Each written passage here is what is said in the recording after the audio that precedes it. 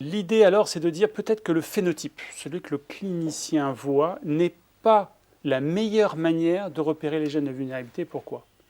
Parce qu'en fait, il n'y a pas de gènes qui codent pour les maladies mentales. Ça, je pense que c'est un concept que les gens n'ont pas forcément, parce qu'on reste avec cette idée de la génétique mendélienne, où il y a un gène pour la schizophrénie, un gène pour le trouble bipolaire, un gène pour l'anorexie mentale et un gène pour la codépendance.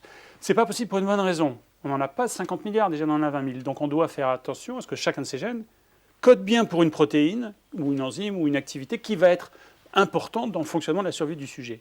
Donc on n'a pas de gènes à perdre pour les maladies. Donc on a des gènes qui participent à une mécanique, et quand la mécanique achoppe, dans des circonstances particulières, elle peut se révéler en pathologie mentale.